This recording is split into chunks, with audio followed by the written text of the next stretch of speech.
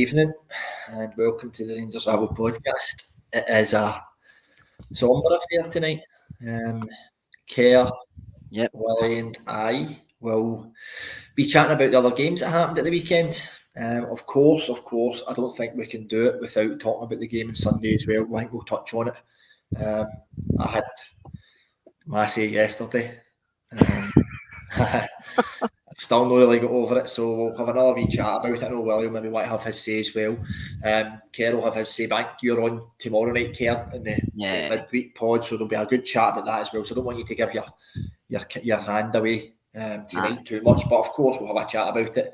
But of course, folks, this is the SPL review. I can't even bring myself to call it best of the rest. I can't even do that. So SPL review. We will look at the 5 games. A lot of goals, wasn't there? A lot of goals this weekend. So we'll look at the 5 games from Saturday.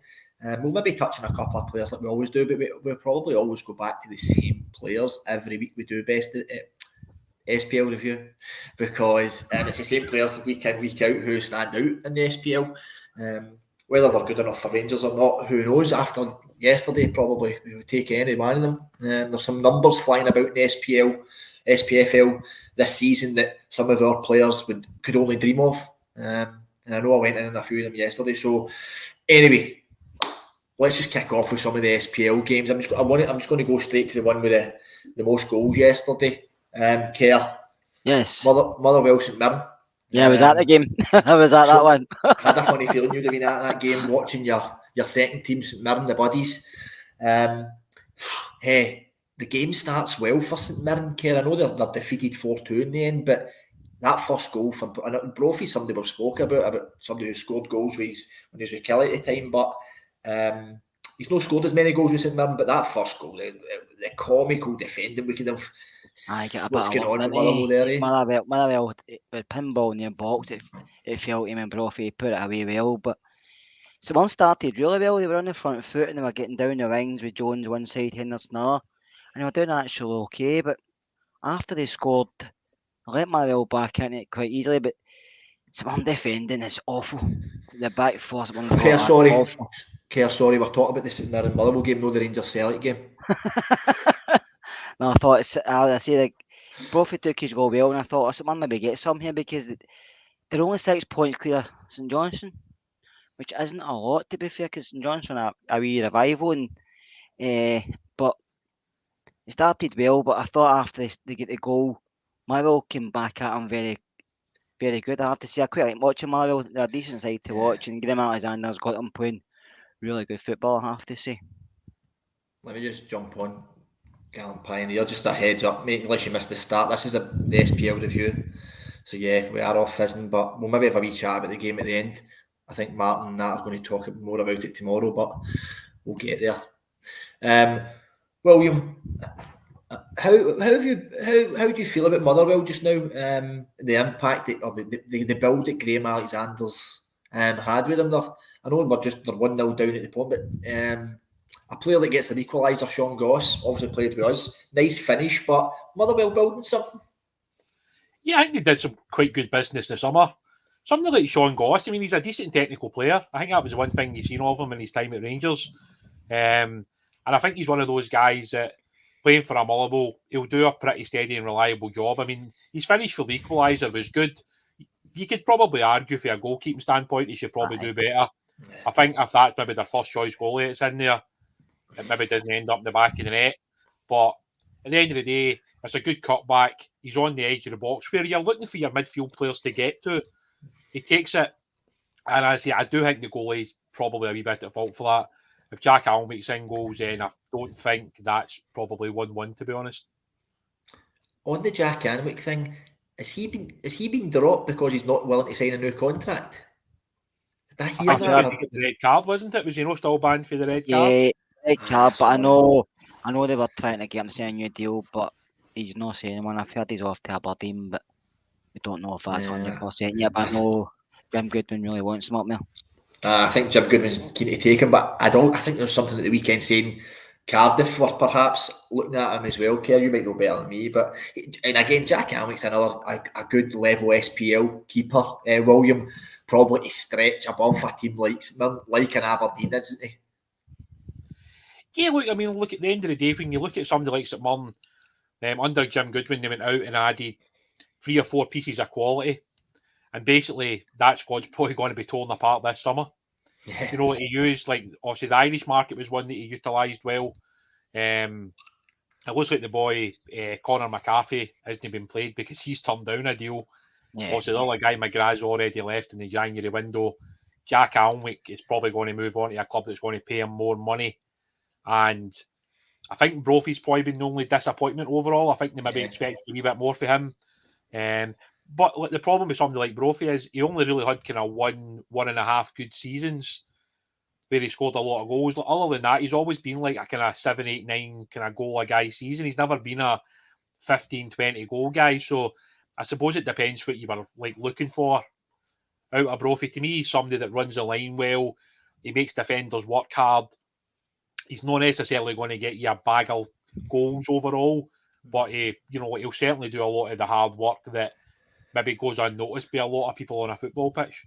Yeah, I agree with you. Well, I think he's better than a 2, Eamon, because I watched when I was a kid at Hamilton. He was the same there. He does a hell of a lot of running. He covers the front line really well, down the flanks, through the middle, but it's his goals per ratio, games per ratio. He doesn't always score, but he's always one of the first names in the team sheet just because of the amount of work he puts in up front, and he has a handful for defenders. He's a nuisance and he presses well, but he needs somebody next to him. But the way teams play nowadays, not a lot play 2 up top. Yeah, I think we spoke about that yesterday a wee bit as well. Kerr, just to talk about a handful, Big Van Veen, somebody we've spoke about before.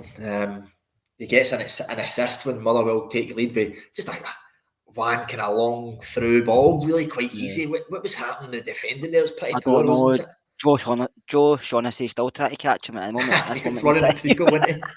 He reminded me of Balogun. Yeah, I was about to say. He was running up to go like Balogun. Connor Shields took it well. Now, like Connor, he's a nab boy. He's played well this season. But the goalkeeper didn't think done well either. There, I don't think Dean Linus is a good keeper. I think you can see he's a second choice keeper. But he done well. He ran through, lifted over him. But Shaughnessy, I don't know what he was doing. But Conor McCarthy's not to be seen either. So one's back forward. They didn't do centre backs didn't play close together. They were very wide apart, and the 2 full backs weren't great. Richard Tate, I can see why Motherwell let him go, to be fair. But no, Shaughnessy's awful. That's the problem that St Mirren have got. It's like they obviously don't have like a huge budget, so they can't go and sign, say, like 7 or 8 guys of a certain standard, and then like the rest of them are just like guys that will maybe fill the void round about them.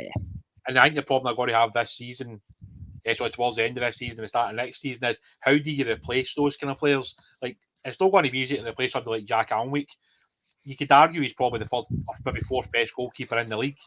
You know what I mean? So like, it's really hard to go and replace somebody like that, especially when you're only paying a certain amount of money to players. Yeah. You know, and the reality is, somebody like Jack was a free agent when St Mirren picked him up, so they're going to have to look at that market again and try and bring players in. But I also think it's a bit silly that you're kind of cutting off your nose to spite your face with somebody like Conor McCarthy. If that guy's fit to play and he's one of your best players, it shouldn't matter that, you know, he's potentially turned down a new deal. Surely you want to just have him in the team, because if he helps you finish 1 or 2 places higher up the table, surely it's worth it financially. But obviously, I think you've seen it, Wally. Sorry, when Stephen Robertson came in, he was straight into the team, but under Jim Goodwin, he wasn't getting the games. I think maybe a clash of personalities with Jim because he wasn't signing a deal. But then Goodwin walks away, so it can work both ways. Do you know what I mean? Because it's his job at the end of the day. If he can get offered more money elsewhere, why shouldn't he take it? No, you say. No, I think the big thing when you look at like that game at the weekend there, you know, Stephen Robertson probably goes there with a point to prove. You know, having obviously left Motherwell, you know, he went to Morecambe. Now he's back as a manager on the SPFL with St Mirren. I'm sure when you take the lead and you're 1-0 up, and then within whatever that was, about 80, 90 seconds, you went from 1-0 up to 2-1 down. You know, you can't really like sort of set up tactics for something like that. You know, like the second goal was really, really, really poor. It's just a direct ball, really. Yeah. You know, and it's basically less than a minute after you've conceded the first goal. So why are you so high? You know, why are you playing such a high line in that position? It's crazy. Especially when you've got Power in the middle of the park, who's not the quickest. On the other hand, who's not the quickest. So you're going to have to sit a bit deeper. Yeah. See, Conor McCarthy was playing though, because did he get the equaliser? Conor McCarthy, he gets the equaliser to make it 2 weeks, and again, I've just wrote down there, Kerr. 2 each. Pathetic defending again. Almost a ping pong, just kick the ball bouncing about. No matter we're shouting for a foul on Liam Kelly because Brophy was standing in front of him. To me, there wasn't a lot in it where I was sitting Motherwell fans were going nuts, but I didn't think there's a lot in it. It's one of the things. I think goalkeepers nowadays think if they get touched at all, should be a free kick, but I know they're trying to cut contact football altogether, but to me, it wasn't a free kick. Motherwell should have defended it better. But as we've seen all weekend with cross balls, some people can't defend them. Yeah. Well, Motherwell get a third in the first half. Now, this is something that we're going to need to do come Sunday, albeit we'll be away from home, but watching some of St Mirren's defending, it surely it gives us a bit of promise for Sunday coming. Big Cornelius, composed finish to make it 3-2, but again, St Mirren are all over the place. Yeah, and I think that's the one thing under Jim Goodwin with St Mirren, like they generally looked reasonably solid defensively. Yeah.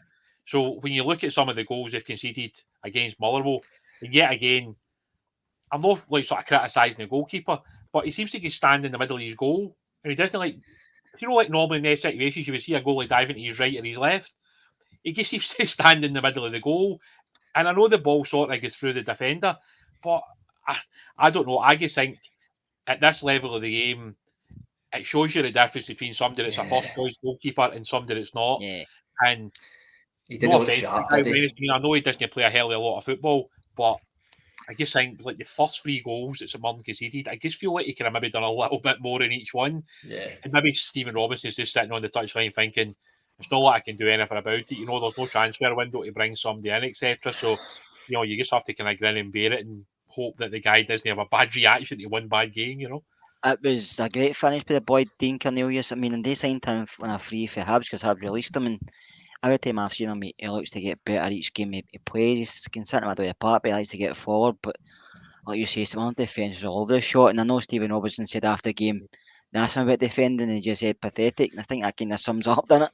There's not a lot else you can say about that. Just pathetic.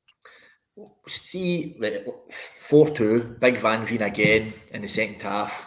Breaks through, cracking cut back, Richard Tate just puts one in for his old team. But Stephen Robinson's teams, Willie, were quite not famed, but I mean, that Motherwell team he had were horrendous to play against defensively because they were so solid. Do you think that's something that he's going to need to highlight in the summer, probably, and he has the capabilities to fix it? Well, I suppose it all comes down to money at the end of the day, doesn't it? You know, it comes down to what kind of budget he's going to have.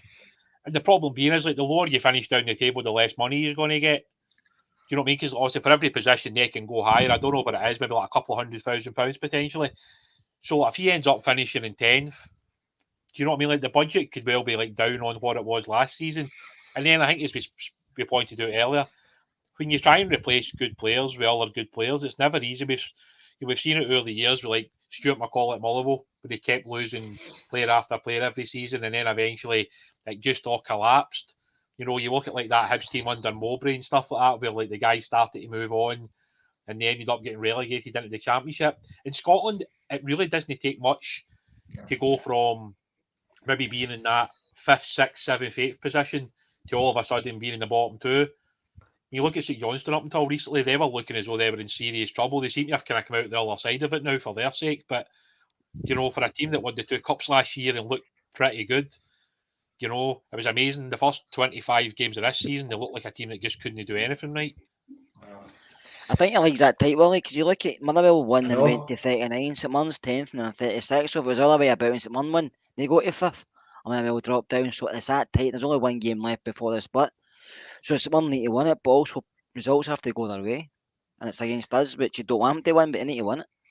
Kerr, yeah, it's a fair point. Now, let's touch on that, Kerr, because their last game before the split is us.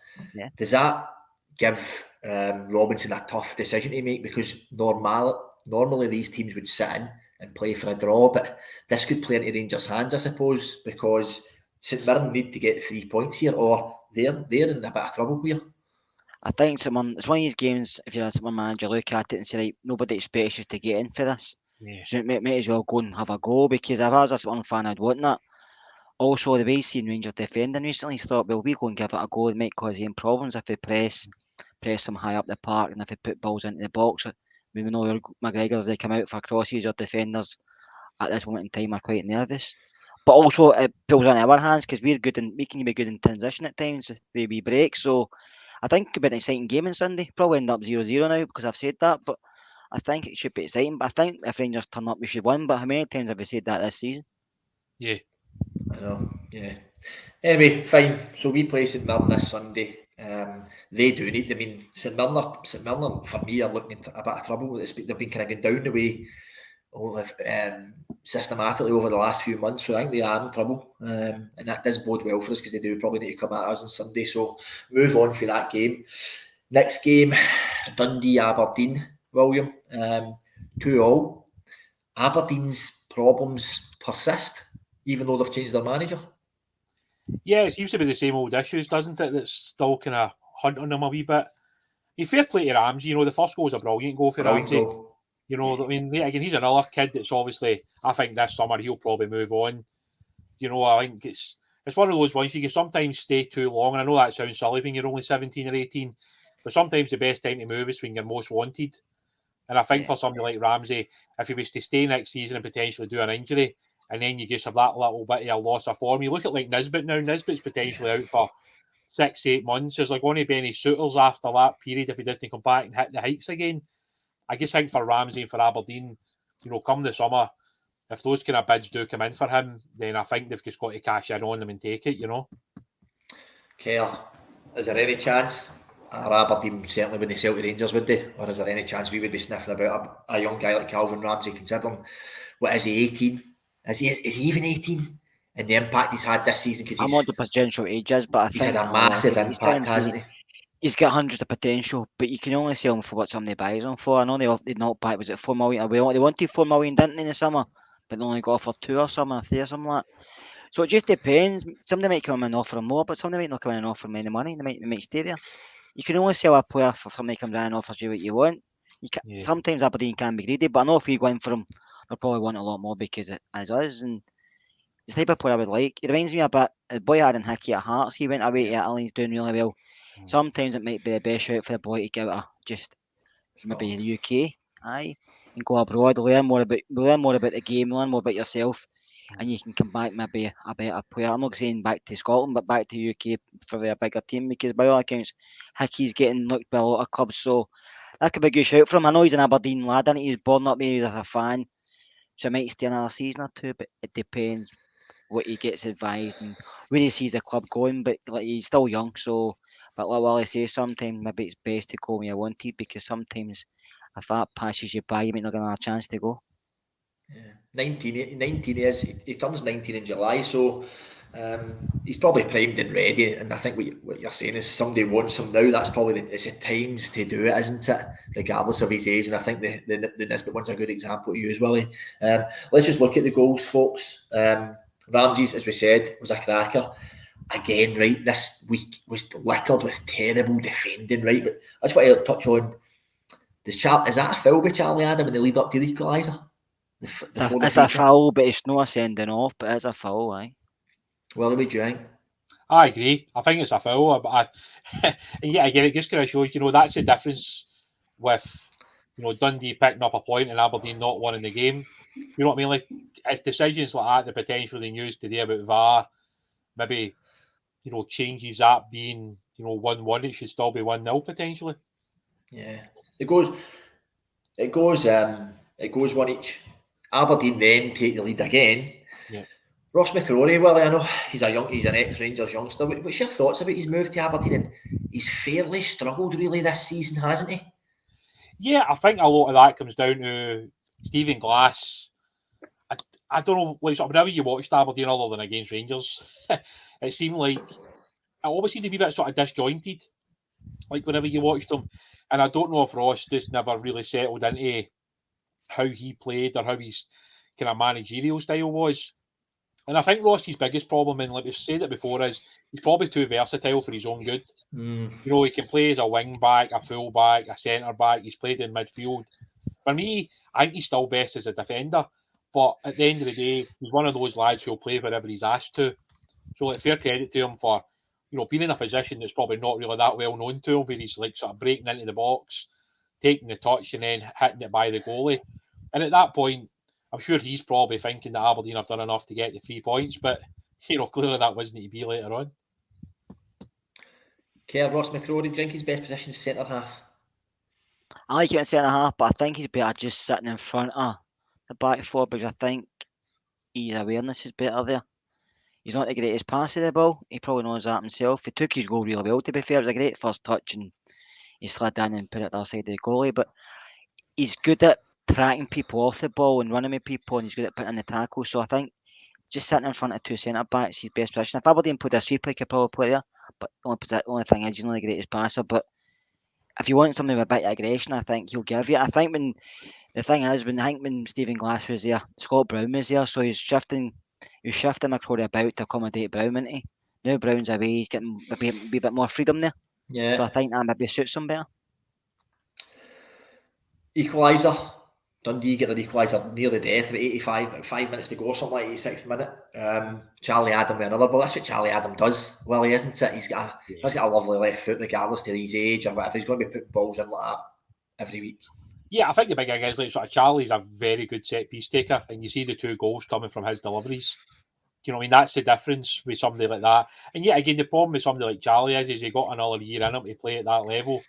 And if they do drop down to the Championship, does he want to play in the Championship again? You know what I mean? Because he obviously did it for partly the season before. So it's interesting. I think when you look at Dundee, to me, they look as though they're gone now. I think you've seen Johnstone continuing to pick up points recently. It's clear that they are a wee bit kind of out of that area now. I mean, Dundee would need to have the biggest turnaround ever. And it just, like, other than maybe we kind of 15 minutes and 20 minutes here and there, they don't seem to put in a 90-minute performance too often. And I think, sadly, when you look at the squad, they didn't really add that much over the summer. And I still find it hard to believe that they let Cummins go. A guy that scores goals. I think it's crazy that they let him go to Australia. I know he had off-field issues at times, but surely anybody that could score goals at this level needs to be saved and they need to play them. A really good point Willie's making, Kieran. Is that the kind of snobbery that goes through football nowadays? See, probably in the 80s and 90s, see Cummins behaviour, characters like that, left, right and centre. These guys are legends for their clubs. See a boy like Cummins, he might be a bit of a dafty and causing a bit of havoc, but if given a run of games, he would score goals for you. I know the Australian League's nothing, right? But you could probably compare it to maybe the Championship in Scotland, and he's scoring goals. Scoring goals since over there, right? He has. He's been given a chance to play, regardless of how stupid he is off the field. To be honest with you, I think it's the best thing that could happen to him. Get him away from Scotland, because I think he's maybe he's got a lot of friends here, maybe quite easily influenced off the partly and turning up to things, maybe half cut when you're not supposed to go to things and doing stupid stuff. Nothing like it deserved to be sacked or deserved to be kicked out of a team, but just doing silly things that manager didn't agree with, didn't help him. And I think he probably, for him, for his mind and for everything else, he's better over in Australia. Just away from the pressure put in Scotland, away from the media. He'll play well, score goals here. He'll be playing in the sun as well more often than not, and no doubt he'll be getting a decent wage in a big house just there. And so I'm happy for him. I liked him in the Rangers, I have to say. I know he wasn't everybody's cup of tea, but he's always had something, Jason. It's just the other side of him that sometimes doesn't go. Yeah. But he's always been a talent. Yeah. That's it. That game 2-0. Aberdeen, Willie, bottom 6 for them. Is that them? Bottom 6 now? Or are they one win? They're one win away, I suppose, from getting into the top 6. We're sitting on 36 points, so I mean, like, it's feasible they could finish in 6th. They could even finish in 5th, depending on how results go. But, it's hard because, like, you look at even like next weekend's fixtures, they've got Ross County. I mean, Ross County's not a given. No. That's a really tough game for them. So, they're going to have to beat a Ross County team that's playing pretty well. So that would be a tough one to pick, I would have to be honest with you. I guess Motherwell, I think, are away to Livingston, and Hibs are playing Hearts. So, you know what I mean? It's basically still all open there. Other than the top 3, which is kind of set in stone, 4th down to that kind of 9th kind of position is basically still open. Any of them can still finish in that top 6. But yeah, Aberdeen's season overall has been really disappointing from their point of view. I mean, I know as the Rangers fan, we don't really care all that much, to be honest. But you know what I mean? When you look at the players that they sort of recruited over the summer, I think a lot of people felt they would be the team that would be finishing third and probably comfortably away from even Hearts and Hibs, and that's obviously not turned out to be the case. Kerr, Stephen Glass was a disappointment. Does Goodwin have the tools to turn it around for Aberdeen? Depends on what he gets in the summer. I think he's getting you close to a decent squad of players, maybe underachieving to a point, but he'll probably want to bring in his own guys. I know he uses the Irish market well, doesn't he? Because he knows a lot of scouts not over there and a lot of contacts. So see who he brings in. Probably he's got a higher wage budget to play with Aberdeen than he did with St Mirren. Sometimes that can be harder to work with right enough because he was used to doing certain things at Alloa and St Mirren. Whereas when going to play with higher wages, he's going to bring in better players, but he'll also get bigger egos. So we'll see how he goes. Okay, just on that market, he did find St Mirren a good few players. Conor Ronan on loan in it, Wolves to St Mirren. Is he someone who probably could go back and impact that Wolves team, or do you see maybe Goodwin using a player like that to then take the next step up to Aberdeen next season? I don't know. I mean, Connor's done okay since he's came to St Mirren. I don't know if he'll ever play for Wolves. I don't know if he's in there. He'd be back because he's playing in the SPL. Might bring him back and see how he does. He's obviously got an Island squad as well. But he's probably one chap that maybe Jim Goodman will have an eye on because he's done okay since he's came to St Mirren. He's been involved in a lot of the goals they've created. He's scored a few crackers. So I think he's somebody to watch. He's still young as well. So he can always improve, can't he? Yeah. Move on to the next game then. Ross County Hearts. See, for me, this was probably one of the better games of the week. I know it was only a one each, but couple of incidents, couple of things happening. I like watching Ross County play. I really do. Kerr, I'll come to you first. That's never a pen. Wee Barry McKay's fell down there after getting his hair cut, man. That is never a pen. What's he thinking? I don't think it was. I think it was very close to the touchline incident, but I don't know. It was a bit of justice that he never scored it, but I thought it went down quite easy. But seeing that, if I was a Hearts fan in that end, I'd have been shouting for a penalty as well. It just shows you, but some referees see things totally different for other games. Do you know what I mean? So it wasn't a penalty in my eyes, but you can see maybe why the referees gave it. Willie, does VAR, now I'm sure we'll be speaking about VAR tomorrow night at 7:30, but VAR overturns that, doesn't it? Yeah, I think Barry's quite smart. He plays for it. He sees it. The player coming across. He kind of sort of uses his body to kind of get in about it there. And I think it's really poor for the official.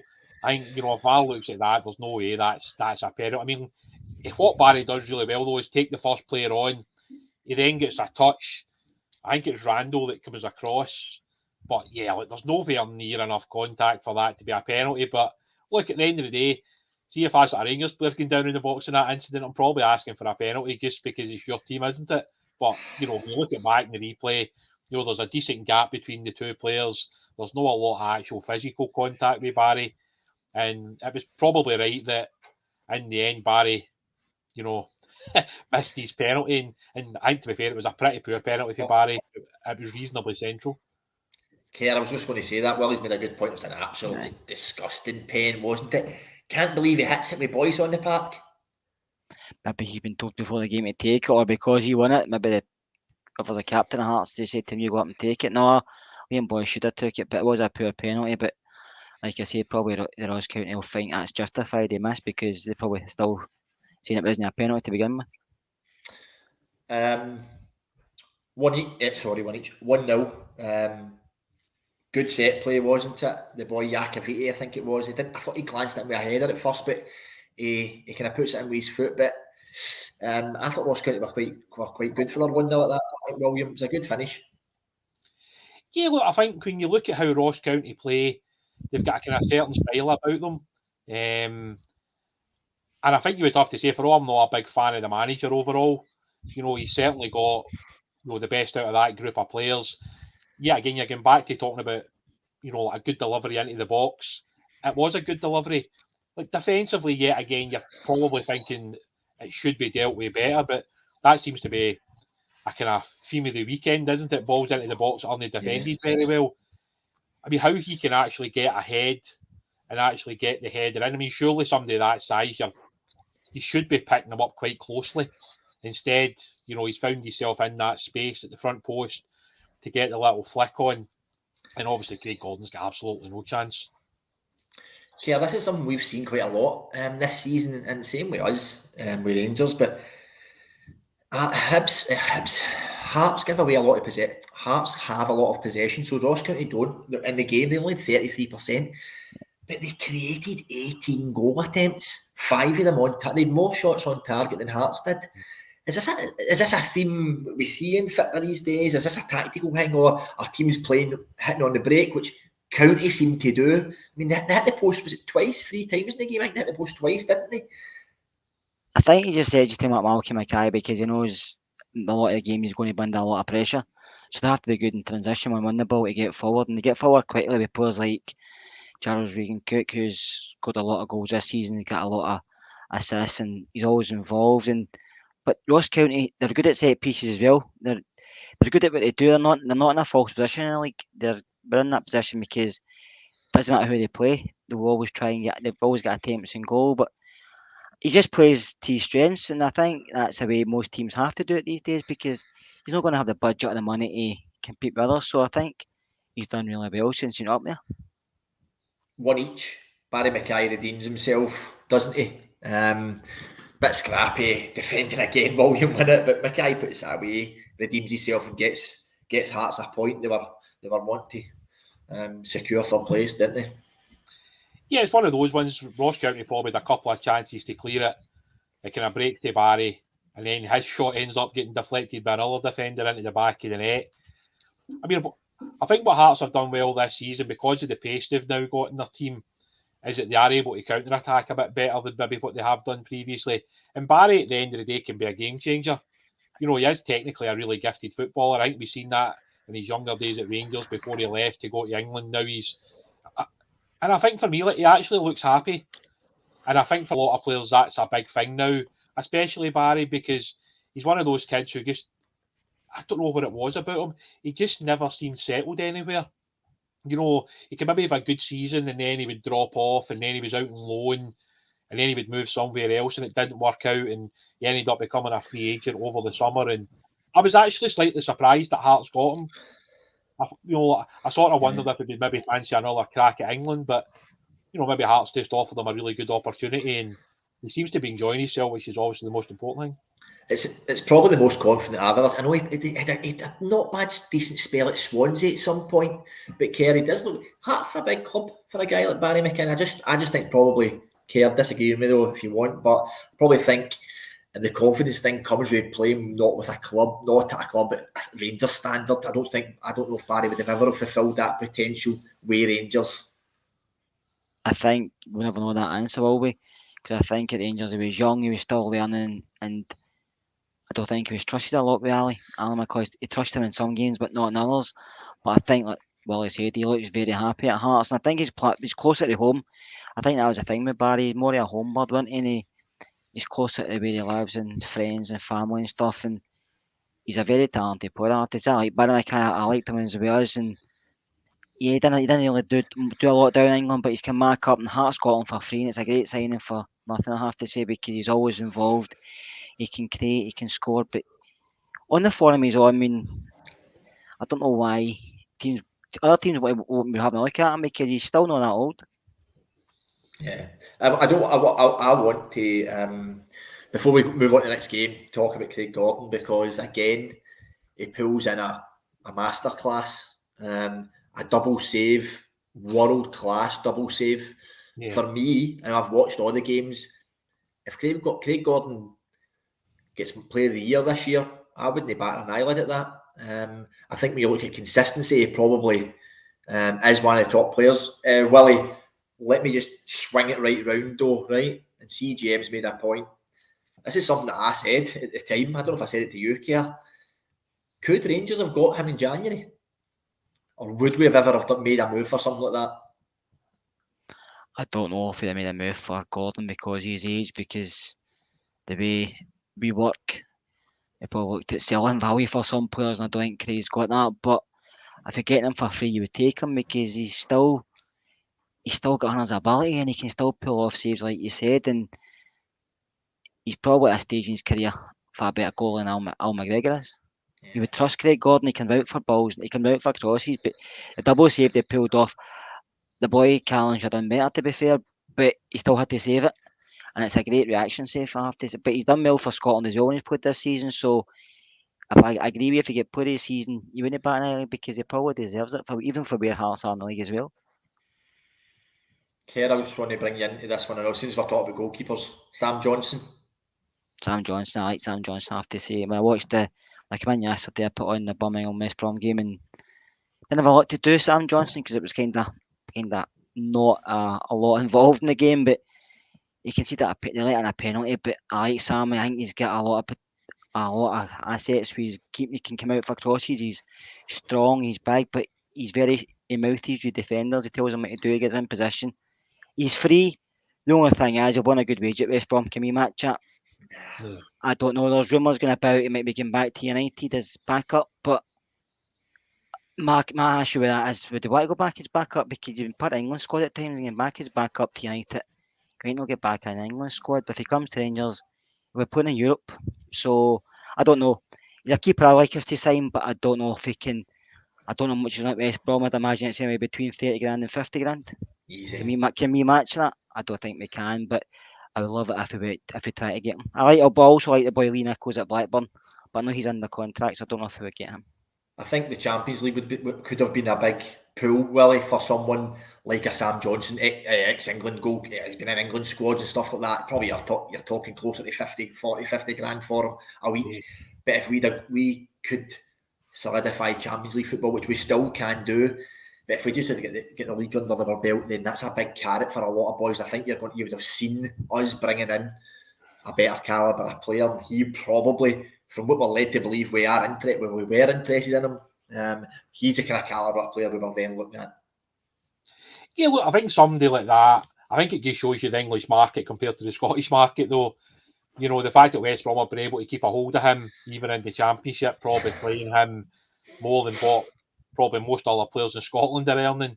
You know, that shows you what you're up against when you're trying to bring guys in, especially from England. And I think that's probably the biggest issue that we have. I think the English market's been decent to us over the period, especially under Gerrard, who obviously knew that league exceptionally well. But see, even when you bring guys in, you're probably paying them a really good wage to start off with. So see, when you're trying to sort of renew their contract, that's when the issues arise. You know, this is the problem you're going to have this summer with guys like Kent and Aribo, because I dare say those two guys are on reasonably good wages. So like, if you're going to top up that wage and ask them to sign another 3 or a 4 year deal, they know that they could go to England and probably sit on the bench for 50 grand a week. And that's the difference. I mean, I was watching a little bit of the Palace game tonight before I come on the pod, and you look at somebody like Edouard sitting on the bench. You know, he's probably doubled his wage since leaving Celtic. The Celtic get a good fee for him, but he's not even a first choice at Crystal Palace. And that's the thing. For somebody like Goldson at his age, he's thinking one more big payday will do me. Even if he went and sat on the bench for a Burnley or I don't know, anybody down in that bottom six, or even a top 3 or 4 in the English Championship, is probably more money than what we could offer him. And maybe it's one of those situations where when you've done your stint in Scotland and you've played your games in Europe, it's more important to take that last big contract that's going to be on offer for somebody. And I think that'll always be the issue in Scottish football, that English clubs can just throw money. And somebody like Sam Johnstone is another. Man United could pay him a ludicrous amount of money to be a backup, and then they sell the guy they've got as the backup at the moment. I mean, they basically brought the guy back to Sheffield United, gave him, what was it, like 100 grand a week reportedly, and he's sat on the bench the entire season. He's wanted to go out and loan a couple of times, and they've told him no. So what's to stop them doing the same with Sam Johnstone? You know, they could say, look, there's 80 grand a week, and they sell the backup goalie, and they put him in as the backup goalie. And they've saved 20 grand. No, but you know what I mean? No, it's sort of money's totally irrelevant. You know what I mean? Like some of these clubs now have players who's like an overage player playing in their under 23s now. This is a thing down in England where they sign like one experienced player to play in their under 23s. But they might be paying this guy 15, 20 grand a week. I mean, you imagine us signing somebody for the B team and giving him 20 grand a week. You know what I mean? Like, people would absolutely be going crazy up here. But in England, like, money's just not an issue. And that's a big worry for any half-decent player in Scotland. If you want to keep somebody, like English clubs can just come in and go bang, you know, there's a couple of £1 million and we'll double, treble, quadruple your wages.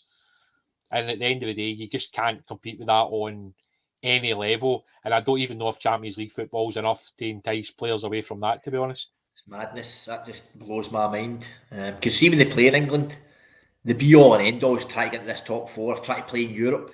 But you'll see Goldson go and play in the Championship for one last big move to whoever it would be. I just don't get it, Kerr. It's a job for them, JD. It's nothing else. It's not like we're fans and we want players to play for the badge and the jersey, but a lot of players, doesn't matter who they play for, they play for what they get in their bank, because at the end of the day, it's a job, it's a short career. They might end up finishing at 33, 35, maybe a wee bit later, depending how fit or how good their knees or whatever are. But I think it's a job at the end of the day. Golson's like that. He's been here 4 seasons. I heard they wanted to stay if Rangers offered him what he wanted, but didn't they? So I don't know if how true that is, but I heard they did. But we didn't give him what he wanted, so that's how. But he's no spoke with anybody.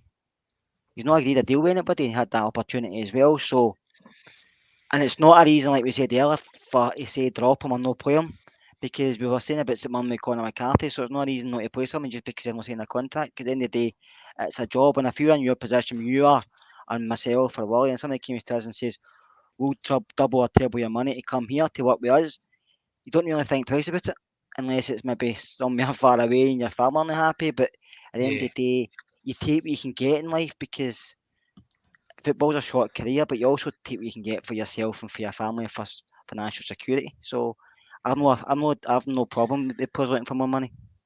Yeah, I think it was one of those. Was it not one of those deals in January that I think a guy left West Brom and went to like Qatar or Saudi Arabia, and they basically asked him, "Why did you make that move?" And he said, "Well, the money I can get for moving there for like my 3 years of my contract will secure my family for the rest of their life." I mean, how can you criticise a player for that? Obviously, you can maybe criticise the, you know, like leaving, like, I don't know, the English Championship and a team that could get promotion to move to like Qatar or Saudi Arabia, but you can't criticise somebody getting offered that amount of money. Do you know what I mean? That's just, it's like life changing. And like Rangers and Celtic can maybe offer guys a salary that's good, but English clubs can offer great salaries or obscene salaries or just salaries that are out of this world kind of thing, and they don't bat an eyelid at it when you see the money that's getting paid out. It's crazy. And when you listen to like some of the stuff about Chelsea recently about their wage budget, I mean, it's just, yeah, do you know what I mean? Like, a guy that having to like come in and put in £1 billion just to stabilise a football club for the next X amount of years. Do you know, that money just like blows my mind. You know, like given where we've been and obviously what we've had to go through, it's crazy when you see some of the money that's still out there that's being spent, and I just don't know.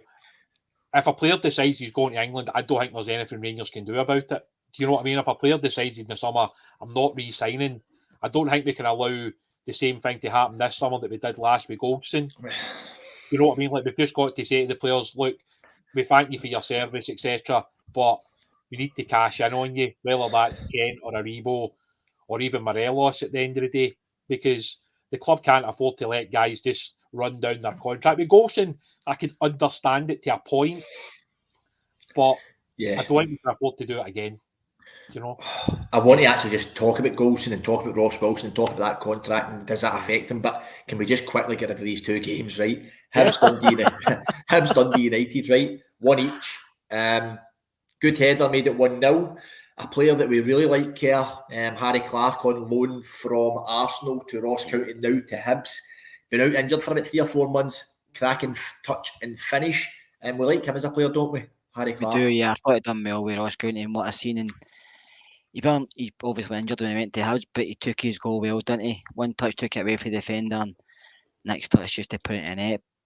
I mean, he's got a good football pedigree coming through the Arsenal youth system, so he's been obviously got a lot of good coaching there and played with a lot of decent players down there. Will he get a game with Arsenal? Probably not. No. I don't know if he's free. I've heard he is free in the summer. I'm not 100% sure, but I think it could be. And he's going to be another player who's going to attract interest from Championship clubs, maybe a lot of Scottish clubs. So He's one of these guys who knows the SPL well, doesn't he? And he can play up here. Is good enough for Rangers? We don't know. He's not the squad, but he's a good squad player. Probably is a decent squad player. Because we're going to have to rebuild and we're not going to be able to go in the summer and bring guys in for money. There's going to be a lot of players have to bring on in freeze. But Harry Clark's Kerr, 20, what is he, 21, 22, he's not that old, athletic, no. right back, centre back, right wing back. For what I've seen of him this season, and I've watched all the games, I think he's a top player. He'll do well. He might even do well if he gets a move to the English champ. He'll do really well. You can see him doing the bottom echelons of the EPL for me. William, just on that game, 2 points, couple of penalties. There was a tackle on that. Was it Millerson or something like that? His name is, and he kind of swiped at the ball. Got a wee nudge. Is that a pen for you? It's one of those ones. I get why the manager thinks it's a penalty, because when you look at some of the other ones that are given in recent weeks, like, you can understand why he feels that way. I don't think that there was a huge amount of contact, but of course you understand why. Like these days in particular, any contact in the box, the manager's going to think it's a penalty. I mean, you asked Robbie Neilson after that Hearts game, did he think that was a penalty on Barry Mackay? He probably said it was, because that's what managers do, isn't it? So that's just how it is. But I thought Hibs were poor, and I think yet again, like, the way that Maloney's trying to set the team out to play is great, but I think you have to have the right players to play in that particular system. Yeah. And I think it's kind of shown so far that it's not really worked. And it'll be interesting to see what they do in the summer. Obviously, they'll probably still have that money that Boyle was sold for. So they might look to go out and maybe try and kind of rebuild the squad over the summer. But they did do quite a lot of work in January. So that'll be, it'll be interesting to see how many changes you actually make over the summer. Yeah. Kerr, I think eventually he'll get there, Maloney. Just to touch on that, right near the end, Doig, is that a handball for you? I thought he started to try and juggle the ball. It probably was. If VAR comes in, don't know if it's the start of the season, middle of the season, I'm not 100% sure. I think that could be the end after the World Cup, but who really knows? But I think VAR pulls that back, yeah. Yeah, I think it depends if Dundee get their email in it. Probably, aye. We'll quickly move on to the last game so we can talk about Rangers for 10-15 minutes. St Johnstone 1-0. I have absolutely lambasted Callum Davidson, and Kerr knows this, all season. I've tried to make him a bit of a joke figure. Starting to pull out performances since January, Kerr. They're looking stronger, St Johnstone, and they have probably St Mirren and put this way, ending that bottom six within their eyes now, within their sight to call it back. I think they gave him a bit of money to bring in a couple of players. I know some have been in loan, some have been freeze, but he's brought in a few defenders. He's kind of tightened it up at the back, but the big thing is bringing back Callum Hendry for Kilmarnock. The boys come back, hit the ground running, and that's 12 goals this season he scored. That's 7 with St Johnstone, 5 with Cali. So he's just full of confidence now. He's only a young guy, but he's not really missing when he gets a chance. I know it was only a penalty scored, but he took it well, and you have to play him every week. And that's what happens sometimes when a boy plays and he's a young guy. It doesn't matter what age he is, but if he's playing with confidence, then you keep him in the side. Yeah. Willie, see if that's a pen. Is that not a red card? Fitzwater's elbow. It's a pen. He's calling it a deliberate elbow. I know he yellowed him, but it's definitely a pen, isn't it? Yeah, it's this whole thing where, is he making a play for the ball? Well, if you hit somebody with your arm, you're probably not. So I think referees are kind of caught in between now. I don't think that referees want to give a red card and a penalty too often now. Yeah. I think they see it as, if you yellow card them and give the penalty, that's enough. Because the whole double jeopardy thing kept coming up where they were saying, well, he at least made an effort to try and play for the ball. So they use that now as a reason to not send somebody off. Or sometimes they don't even book the guy now. They'll just say it's a penalty. I mean, I'm a big believer in, see, unless it's like a really bad tackle and they're making no effort whatsoever to play the ball, then red card them. But I think out with that, a yellow card's fine. Just go on with the game. Yeah. Just to finish, Kerr, I'm going to come back to you. What's the boy Cleary doing? That's a. I think he did fall, but it's a penalty, isn't it? He's actually put his arm out. I understand why wee Davies went up going off his head, Willie. That's how's that not? I can't believe he's not gave that as a pen. I think it's one of those ones where I think we spoke about it a couple of weeks ago, that it would be good to see the official coming out after the game and explaining his decision, because mean, I thought some of the comments after the game were quite funny for the manager. Obviously, he's saying, like, basically everybody, even guys in outer space, seen that was a penalty, basically. How's this guy not seen it? But I think, yeah, again, it just shows you that, you know, things that we think are like blatant, they're like real straightforward penalties, red cards, etc. They're just not being picked up. And I'm sure even like Callum Davison's standing on the touchline going, you know, we got away with that there. Yeah. Because, you know, I mean, basically the whole game stopped because everybody thought it was a pen, and the referee's just like, no, it's play on. And look, I think at times, I know we lambast referees and stuff like that, but hopefully VAR, when it does come in, helps these decisions because it stops the embarrassment of like sort of talking about an incident like that, which is so clear cut it's untrue. You know what I mean? So even if the referee gets that wrong, there's somebody in his ear saying, look, you need to go and have a look at that.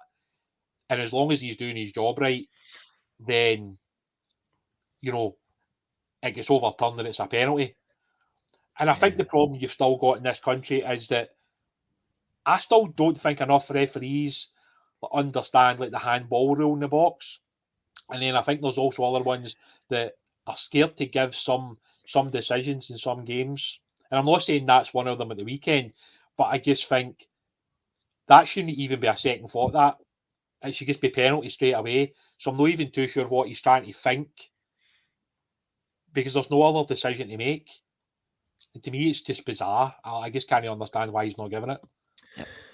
Yeah. We'll end that chat there. We'll just have a wee chat. But I wanted to bring this comment up Graham's put on. Right. There's no players at any Scottish teams that I would bring into the famous now. It's something you see quite a lot. Excuse me. Something you see quite a lot. We say that. Kerr, what's your thoughts on that? Because for me, through history, and I'm 40-year-old, I've seen some of our better players have came from team players from the SPL. Sorry, Kerr. There's always going to be players in Scotland that we could bring in. I think a lot to do with when you're a Rangers fan. Because I do other stuff, I go to watch a lot of other games in Scotland, and it's just my opinion on a lot of things, so it doesn't mean I'm right. So, but I think there is players out there that could improve the Rangers team, probably improve the squad. Maybe not the players are used to or accustomed to getting through the years because we've always had big hitters and big names, but I don't think we're in that position. So sometimes we need to buy players in that fit a certain kind of model that when we want in. I know Lewis Ferguson always gets mentioned. I see him in the comments get mentioned quite a lot. Lewis, I'm 50-50 and Lewis. I think he does a good job, but I also think he needs to offer more if he wants a club at Rangers. But if he came into Rangers, I support him 100% because I think there's something about him that he could offer us. And there's other players out there. I mean, the boys said that, but we're bringing in Johnstone for Hearts as well in the summer. So there's going to be guys out there who can come in and improve the squad. There's a lot of players in Scotland you wouldn't want on your team. But we want the best players we can get, but we just can't afford some of the best players we can get because nowadays football's about money. I mean, back when Souness came in, we were buying the best players for England at Man United and Liverpool couldn't afford it because we can afford them. The tables have turned so much. We're not in that position anymore. So we're having to bring in players either on frees like John Lundstrom or for a small amount because we're not getting money to spend anymore. And sometimes it's just trying to get players to come in and fit the system you play in. I think Gerrard done that to a point. I know you're going to go on about Ross Wilson and Gio, do I trust Ross Wilson? The answer to that is a simple no. And that's just my opinion. I don't trust Ross Wilson to rebuild this squad. But I don't know who else we could bring in to do it. But I don't trust him in what I've seen so far. Yeah, just to go back on that point, William, to play devil's advocate, that we have seen Rangers do also buy players from the SPL where we've thought, oh, that's a great buy, and the jersey and the badge is just too heavy for them. So you have a guy who, Regan Charles Cook, scored 15 goals and 7 assists, more than the fellow Rangers. Take Morelos out, nobody else in Rangers, add 3, Kent, fucking Sakala, add them all together, they've not scored that many, but taking the step to Rangers is the problem a lot of these players will have. Yeah, well, I think what Kerr says is fair. You know, in the past, you know, we were able to go to Aberdeen and get somebody like David Robertson. You know, we got Scott Wright and guys like that. But like, it's not as easy to go and do that now. You know, in the past, somebody like Calvin Ramsey would have been like on Rangers' radar almost immediately after that first 6 months or after a year. And Rangers would have made a move to sign him. I don't even think it's worthwhile asking the question now because like the money that Aberdeen would be wanting would probably be more than what we would be willing to pay. The same with Josh Doig at Hibs. That's another one that, I'm sure Rangers in the past would have looked at somebody like him and potentially would have seen him as a long-term replacement for somebody like Barisic before Bassey came in, etc. But yet again, that's just not something we're going to do. I think Lewis Ferguson, unless he gets into like his last 6 months or the last year of his contract, I don't think Rangers and Aberdeen would ever do business. Like, you look at the Scott Wright deal, that was one of those ones that almost benefited both clubs because they get Ross McCrory permanently and we get Scott Wright. I mean, whether that deal's been a good one for Rangers or not, you know what I mean? Because at the end of the day, the guy's basically a fringe player. Yeah. And I think this is the argument you've got. Like, for instance, you're talking about the guy, Charles Cook at Ross County. He's obviously played the entire season at Ross County. He's played every single week. He's not going to come here and do that. He would basically be an impact player or somebody that's used in a squad rotation basis. So would you still get the same numbers out of him? Probably not. But then you need to know what you're getting when you sign him. Yeah. And I think one of our biggest problems in Europe the last few years is not filling the homegrown quota. So we're very rarely able to fill like the 25-man squad. A lot of the times we're only able to put in like 21, 22 players, which is ridiculous. But it also shows you the problems we're having, that maybe we're not like promoting the youth. You get some of the guys in the comments talking about, moving Lowry in there, moving Leon King in there, etc. That would help that. But at the end of the day, it still goes back to, will teams in Scotland sell us players for what we think is a reasonable fee?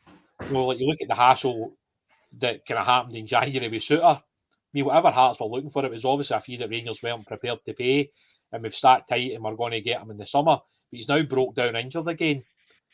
So this is the problem that you've now got, where clubs are not really wanting to do business with Rangers unless a player's basically running down his contract, where at that point they're almost forced into doing business with Rangers.